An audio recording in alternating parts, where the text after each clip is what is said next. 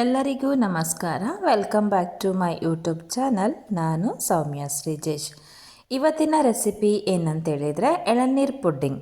ಎಳನೀರನ್ನ ಬಳಸ್ಕೊಂಡು ಯಾವ ರೀತಿ ಪುಡ್ಡಿಂಗ್ ಮಾಡೋದು ಅಂತೇಳಿ ನಮಗೆ ನೋಡ್ಕೊಂಡು ಬರೋಣ. ಮೊದಲಿಗೆ ನೀವು ಎಳನೀರು ತೊಗೋಬೇಕಾದ್ರೆ ಒಳಗಡೆ ಗಂಜಿ ಜಾಸ್ತಿ ಇರುವಂತಹ ಎಳನೀರನ್ನ ನೋಡಿಕೊಂಡು ತೊಗೋಬೇಕಾಗತ್ತೆ. ಸೊ ನಾನಿಲ್ಲೊಂದು ದೊಡ್ಡ ಎಳನೀರು ತೊಗೊಂಡಿದ್ದೀನಿ. ಒಂದೋ ಎರಡೋ ಎಳನೀರು ತೊಗೋಬೋದು, ಎಳನೀರು ಮೇಲೆ ಡಿಪೆಂಡ್ ಆಗುತ್ತೆ. ಸೊ ನೋಡಿಕೊಂಡು ಜಾಸ್ತಿ ನೀರು ಜಾಸ್ತಿ ಗಂಜಿರೋದು ತೊಗೊಂಡ್ರೆ ಒಂದೇ ಸಾಕಾಗುತ್ತೆ. ಸೊ ನೋಡ್ತಾ ಇದ್ರಲ್ಲ, ಎಳನೀರನ್ನ ನಾನು ನೀರನ್ನ ಸಪ್ರೇಟ್ ಮಾಡ್ಕೊತಾ ಇದ್ದೀನಿ. ಮೊದಲಿಗೆ ನೀರನ್ನ ನಾವು ತೆಗೆದಿಟ್ಕೊಬೇಕು. ಅದಾದಮೇಲೆ ಇದು ಪ್ಲೇನ್ ಚೈನಾ ಗ್ರಾಸ್ ಅಂತ ಹೇಳಿ, ಸೊ ಪ್ಲೇನಾಗಿ ಸಿಗುತ್ತೆ ಚೈನಾ ಗ್ರಾಸ. ಸೊ ಅದನ್ನ ತಗೊಂಡು ನಾವು ಒಂದು ಪಾತ್ರೆಗೆ ಹಾಕ್ಕೊಬೇಕು. ಸೊ ಇದು ಬಂದು ನನಗೆ 75 ಗ್ರಾಮ್ ಇತ್ತು. ಇದರಲ್ಲಿ ಬಂದು ನಾನೊಂದು ಮುಕ್ಕಾಲು ಭಾಗದಷ್ಟು ಆ್ಯಡ್ ಮಾಡ್ಕೊಳ್ತೀನಿ. ಇದಕ್ಕಷ್ಟು ಬೇಕಾಗತ್ತೆ.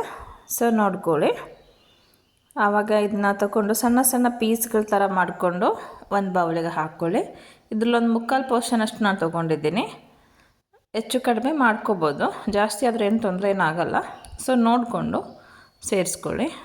ಈ ಥರ ಸಣ್ಣ ಸಣ್ಣದಾಗಿ ಪೀಸ್ಗಳನ್ನ ಮಾಡ್ಕೊಳ್ಳಿ.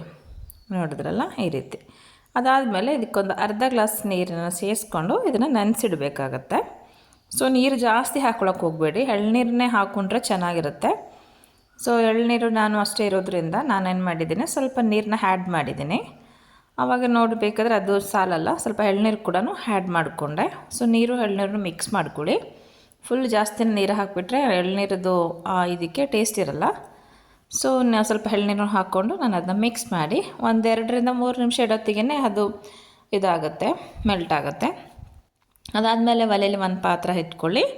ಅದಕ್ಕೆ ಫಸ್ಟ್ ನಾವು ಎಳ್ನೀರು ತೆಗೆದಿಟ್ಕೊಂಡಿದ್ದೀವಲ್ಲ ನೀರು, ಅದನ್ನು ಸೇರಿಸ್ಕೊಳ್ತಾ ಇದ್ದೀನಿ. ನೋಡ್ತಾ ಇದ್ರಲ್ಲ, ಅದರಲ್ಲಿ ಅಡಿಯಲ್ಲಿ ಒಂದು ಸ್ವಲ್ಪ ಉಡಿಯಲ್ಲಿ ಇರುತ್ತಲ್ಲ, ಅದನ್ನೇನು ಹಾಕ್ಲಿಕ್ಕೆ ಹೋಗಬೇಡಿ, ನೋಡಿಕೊಂಡು ಇಟ್ಕೊಳ್ಳಿ. ನಾವು ಸೋಸ್ಕೋಬೋದು, ತೊಂದರೆ ಏನಿಲ್ಲ. ಇದು ಮತ್ತು ಲಾಸ್ಟಿಗೆ ಇದೆಲ್ಲ ಆದಮೇಲೂ ಸೋಸ್ಕೋಬೇಕು. ಸೊ ಅದಕ್ಕೆ ನಾನು ಇವಾಗ ಆ ಥರ ಮಾಡ್ತಾಯಿಲ್ಲ. ಅದಾದಮೇಲೆ ನಾವು ನೆನೆಸಿಟ್ಕೊಂಡಿರೋಂಥ ಚೈನಾ ಗ್ರಾಸ್ ಏನಿದೆ ಅದನ್ನು ಕೂಡ ಅದಕ್ಕೆ ಹಾಕ್ಕೊಂಡು ಜೊತೆಗೆ ಸಿಹಿಗೆ 1-3 ಟೇಬಲ್ ಸ್ಪೂನಷ್ಟು ಸಕ್ಕರೆನ ಕೂಡ ಆ್ಯಡ್ ಮಾಡ್ಕೊಳ್ಳಿ.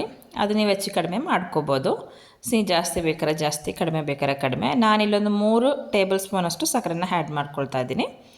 ಸೊ ಅದನ್ನೆಲ್ಲ ಹಾಕ್ಕೊಂಡು ಇದನ್ನು ನೀಟಾಗಿ ಕುದಿಸ್ಕೊಬೇಕಾಗತ್ತೆ. ಇದು ಚೆನ್ನಾಗಿ ಕುದೀತಾ ಇರಬೇಕಾದ್ರೆ ಚೈನಾ ಗ್ರಾಸೆಲ್ಲ ಮೆಲ್ಟಾಗಿ ಅದು ಮಿಕ್ಸ್ ಆಗುತ್ತೆ. ಅಲ್ಲಿ ಗಂಟನೂ ನೀವು ಅದು ಕ್ಲಿಯರ್ ಆಗುತ್ತೆ ನೀರು, ಅಲ್ಲಿ ಗಂಟ ನೀವು ಇದನ್ನು ಕುದಿಸ್ಕೊಳ್ಳಿ. ಇವಾಗೆಲ್ಲ ಆಲ್ರೆಡಿ ಆಗಿದೆ.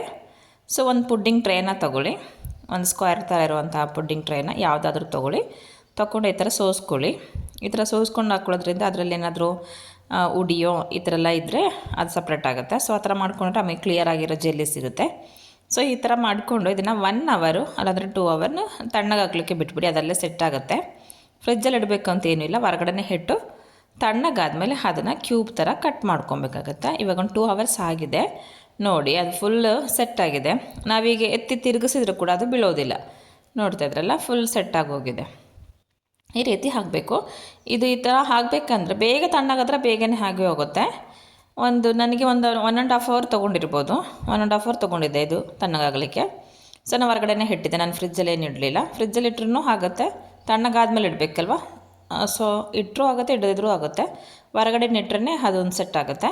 ಸೊ ಇವಾಗ ನಾವೇನು ಮಾಡಬೇಕು, ಅದನ್ನು ಸಣ್ಣ ಸಣ್ಣ ಪೀಸ್ಗಳಾಗಿ ಕ್ಯೂಬ್ ಥರ ಮಾಡ್ಕೋಬೇಕು. ಫಸ್ಟ್ ಈ ಥರ ಸ್ಟ್ರೈಟಾಗಿ ಲೈನ್ ಹಾಕ್ಕೊಳ್ಳಿ.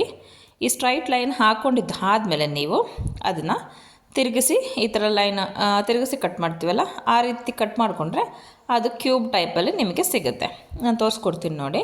ಈ ರೀತಿ ನೋಡಿ, ಇದನ್ನು ಫಸ್ಟ್ ಸ್ಟ್ರೈಟ್ ಮಾಡ್ಕೊಂಡ್ವಿ.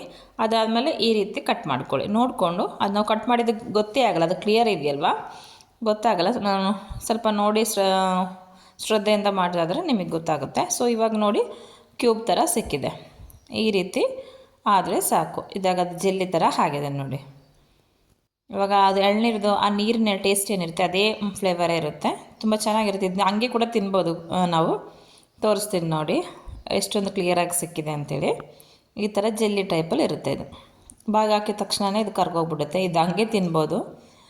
ಸೊ ನೋಡ್ತಾ ಇದ್ರಲ್ಲ, ಇಷ್ಟೇ. ಅವಾಗಾದರೆ ನಮ್ಮ ಫಸ್ಟು ಸ್ಟೆಪ್ಪು ರೆಡಿಯಾಗಿದೆ. ನಾವು ನೀರನ್ನ ಬಳಸ್ಕೊಂಡು ಜೆಲ್ಲಿ ರೆಡಿ ಮಾಡ್ಕೊಂಡಿದ್ವಿ. ಅದಾದಮೇಲೆ ತೆಂಗಿನಕಾಯಿ ಒಳಗಡೆ ಇರುವಂತಹ ಇದಿರುತ್ತಲ್ವ, ಎಳನೀರು ಒಳಗಡೆ ಇರುವ ಗಂಜಿನೆಲ್ಲ ನಾನು ತೊಗೊಂಡಿದ್ದೀನಿ. ಅದು ಸ್ವಲ್ಪ ತಿಕ್ಕಾಗೇ ಇರಬೇಕು, ಅದು ನೋಡಿ ತೊಗೊಳ್ಳಿ. ತುಂಬ ತಿನ್ನಾದರೆ ನಾವು 2-3 ಎಳನೀರನ್ನೆಲ್ಲ ಬಳಸಬೇಕಾಗತ್ತೆ. ಇದು ಸ್ವಲ್ಪ ಮಟ್ಟಿಗೆ ಇದೆ, ಚೆನ್ನಾಗೇ ಇದೆ. ಸೊ ಆ ಥರ ನೋಡಿ ಅದನ್ನೆಲ್ಲ ಬಿಡಿಸಿ ತೊಗೊಳ್ಳಿ. ಅದಾದಮೇಲೆ ಅದನ್ನೊಂದು ಮಿಕ್ಸಿ ಜಾರಿಗೆ ಹಾಕ್ಕೊಳ್ತಾ ಇದ್ದೀನಿ. ನೋಡ್ತಾ ಇದ್ರಲ್ಲ, ಒಂದು ಮಿಕ್ಸಿ ಜಾರ್ ತೊಗೊಳ್ಳಿ. ಆಮೇಲೆ ನಾವು ತೊಗೊಂಡಿರುವಂತಹ ಎಳ್ನೀರಿನ ಗಂಜಿ ಏನಿದೆ ಅದನ್ನೆಲ್ಲನೂ ಕೂಡ ಒಂದು ಮಿಕ್ಸರ್ ಜಾರಿಗೆ ಹಾಕ್ಕೊಳ್ಳಿ. ಅದ್ರ ಜೊತೆಗೆ ನೀವು ಸ್ವಲ್ಪ ಸಕ್ಕರೆ ಕೂಡ ಹಾಕ್ಕೊಳ್ಳಿ. ನಮಗೆ ಸಿಹಿ ಎಲ್ಲ ಇದರಲ್ಲಿ ಹೆಚ್ಚು ಕಡಿಮೆ ಮಾಡ್ಕೋಬೋದು. ಇದು ಲಾಸ್ಟಿಗೆ ನಾವು ಮಿಲ್ಕ್ ಮೇಡ್ ಕೂಡ ಆ್ಯಡ್ ಮಾಡೋಕ್ಕಿದೆ. ಸಕ್ಕರೆ ನಾನಿಲ್ಲೊಂದು 3-4 ಟೀ ಸ್ಪೂನ್ ಬಳಸ್ತಾ ಇದ್ದೀನಿ. ಸೊ ನೋಡ್ಕೊಂಡು ಕಡಿಮೆ ಜಾಸ್ತಿ ಎಲ್ಲ ಮಾಡ್ಕೋಬೋದು. ನೋಡ್ತಾ ಇದ್ರಲ್ಲ, ಇದನ್ನ ಗ್ರೈಂಡ್ ಮಾಡೋಕ್ಕೆ ಮುಂಚೆನೇ ನಾವು ಸಕ್ಕರೆ ಹಾಕ್ಕೊಂಡ್ಬಿಟ್ರೆ ನೀಟಾಗಿ ಬ್ಲೆಂಡ್ ಆಗುತ್ತೆ ಎಲ್ಲದರೊಟ್ಟಿಗೆ. ಸೊ ಇವಾಗ ಅದನ್ನ ಪೇಸ್ಟ್ ಮಾಡಿ ತೊಗೊಳ್ತಾ ಇದ್ದೀನಿ. ಈ ಸಕ್ಕರೆ ಹಾಕಿ ಪೇಸ್ಟ್ ಮಾಡಿ ಆಗಿದೆ. ಇದನ್ನು ನಾವು ಇನ್ನೊಂದು ಪಾತ್ರೆಗೆ ಹಾಕಿ ಇಟ್ಕೊಳ್ಳೋಣ. ಈಗ ನೋಡಿ, ಇಷ್ಟೊಂದು ಕ್ರೀಮ್ ಆಗೇನೆ ಇದು ಇದಾಗಬೇಕು, ಪೇಸ್ಟ್ ಮಾಡ್ಕೋಬೇಕು ನೀವು.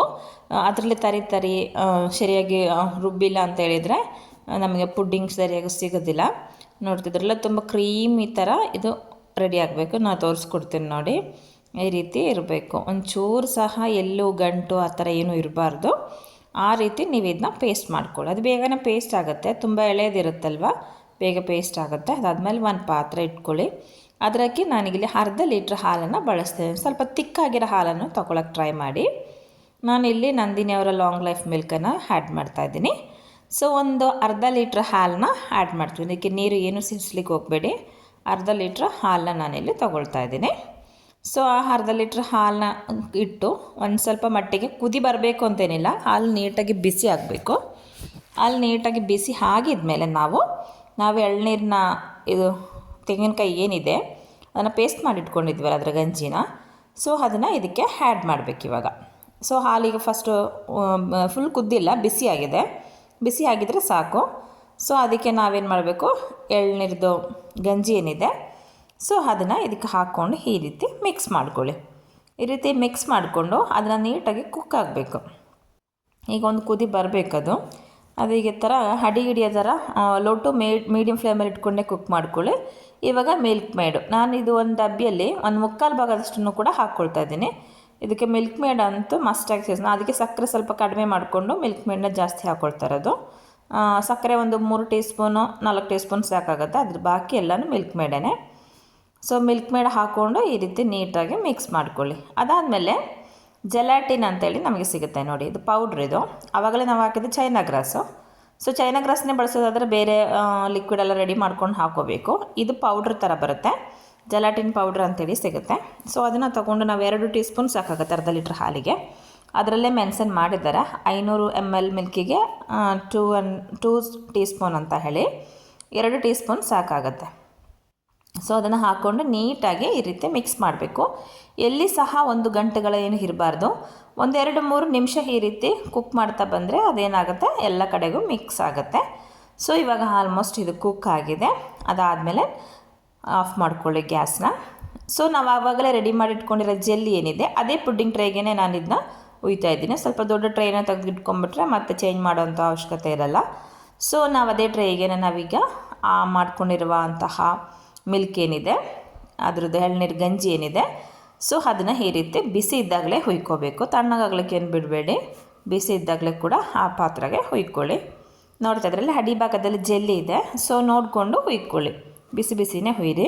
ಅದಾದಮೇಲೆ 1 ಸ್ಪೂನ್ ತೊಗೊಂಡು ಅದನ್ನು ಫುಲ್ಲಾಗಿ ಈ ಥರ ಮಿಕ್ಸ್ ಮಾಡ್ಕೊಳ್ಳಿ. ಅವಾಗೇನಾಗುತ್ತೆ, ಜೆಲ್ಲಿ ಎಲ್ಲ ಕಡೆಗೇ ಬರುತ್ತೆ, ಇಲ್ಲಾಂದರೆ ಅಡಿಯಲ್ಲೇ ನಿಂತ್ಕೊಬಿಡುತ್ತೆ. ಸೊ ಎಲ್ಲ ಕಡೆಗೆ ಈಕ್ವಲ್ ಆಗಿ ಬರಬೇಕಲ್ವ. ಸೊ ಆದ ಕಾರಣದಿಂದ ನೀವು ಈ ರೀತಿ ಮಿಕ್ಸ್ ಮಾಡ್ಕೊಳ್ಳಿ. ಒಂದು ಕಡೆಯಿಂದ ಎಲ್ಲ ಕಡೆಗೂ ಇದು ಬರಬೇಕು. ಈ ರೀತಿ ಮಿಕ್ಸ್ ಮಾಡ್ಕೊಂಡ್ಮೇಲೆ ಮೇಲ್ಗಡೆ ಬಬಲ್ಸ್ ಇರುತ್ತೆ, ಅದನ್ನು ಈ ರೀತಿ ಸ್ಪೂನ್ನ ಈ ರೀತಿ ಮಾಡೋದ್ರಿಂದ ಬಬಲ್ಸ್ ಎಲ್ಲ ಹೋಗಿ ಕ್ಲಿಯರಾಗಿ ಸಿಗುತ್ತೆ. ನೋಡಿ ಆ ರೀತಿ ಮಾಡ್ಕೊಳ್ಳಿ. ಬಬಲ್ಸ್ ಇದ್ದರೆ ಚೆನ್ನಾಗಿ ಕಾಣಲ್ಲ, ಬೇರೆ ಏನು ತೊಂದರೆ ಇಲ್ಲ, ನೋಡ್ಲಿಕ್ಕೆ ಚೆನ್ನಾಗಿರಲ್ಲ ಅಂತಷ್ಟೇ. ಈ ರೀತಿ ಮಾಡ್ಕೊಂಡು ಇದನ್ನು ಫುಲ್ಲಾಗಿ ತಣ್ಣಗಾಗಲಿಕ್ಕೆ ಬಿಡಬೇಕು. ನಾವು ಬಿಸಿ ಬಿಸಿ ಉಯ್ದಿದ್ಯಲ್ವ ಅದು ಫುಲ್ ಕೂಲಾಗಿ ಅದಾದಮೇಲೆ ಇದ್ರ ಮೇಲೆ ಫಾಯಿಲ್ ಪೇಪರ್ನ ಕವರ್ ಮಾಡಿ ಫ್ರಿಜ್ಜಲ್ಲಿ 4-5 ಅವರ್ ನೀವು ಫ್ರಿಜ್ಜಲ್ಲಿ ಇಡಲೇಬೇಕು. ಸೊ ಹಂಗೆ ಇಟ್ಟರೆ ಇದು ನೀಟಾಗಿ ಸೆಟ್ಟಾಗಿ ಸಿಗೋದು. ಅದಾದಮೇಲೆ ಅದನ್ನು ಹೊರಗಡೆ ತೆಗೆದು 1-2-3 ನಿಮಿಷ ಬಿಟ್ಟು ಅದಾದಮೇಲೆ ಟ್ರೈಗೆ ಹಾಕ್ಕೋಬೇಕು. ಈಗ ನಾನು ತೆಗೆದು ಫ್ರಿಜ್ಜಿಂದ 3-4 ಅವರ್ ಅದು ತೆಗೆದು ಇಟ್ಕೊಂಡಿದ್ದೀನಿ. ಸೊ ಅದಾದಮೇಲೆ ನೀವು ಒಂದು ಪಾತ್ರೆ ತೊಗೊಳ್ಳಿ. ಆ ಪಾತ್ರೆನ ಮೇಲ್ಗಡೆ ಪ್ಲೇಟ್ನ ಈ ಥರ ಇಟ್ಕೊಳ್ಳಿ, ಪುಡ್ಡಿಂಗ್ ಟ್ರೈ ಮೇಲೆ ಅದನ್ನು ಟರ್ನ್ ಮಾಡ್ಕೊಳ್ಳಿ. ಈ ಥರ ನೋಡ್ತಾ ಇದ್ದೀರಲ್ಲ, ಈ ಥರ ಟರ್ನ್ ಮಾಡಿಕೊಂಡು ಮೇಲ್ಗಡೆ ಟ್ಯಾಪ್ ಮಾಡಿ. ಟ್ಯಾಪ್ ಮಾಡಿದಾಗ ನಿಧಾನಕ್ಕೆ ಅದು ಬಿಟ್ಟು ಬರುತ್ತೆ. 1-2 ಸೆಕೆಂಡ್ ನೀವು ಫ್ರಿಜ್ಜಿಂದ 2 ನಿಮಿಷ ಎತ್ತಿಟ್ಟು ಹೊರಗಡೆ ಇಡಬೇಕು, ಸಡನ್ನಾಗಿ ತೆಗಿಬೇಡಿ. ಈ ರೀತಿ ಮಾಡಿದರೆ ಅದೆಲ್ಲ ಒಳಗಡೆಯಿಂದ ಬಿಟ್ಟು ಬರುತ್ತೆ. ಬಿಟ್ಟು ಬಂದಮೇಲೆ ಮೇಲೆ ಎತ್ಕೊಳ್ಳಿ.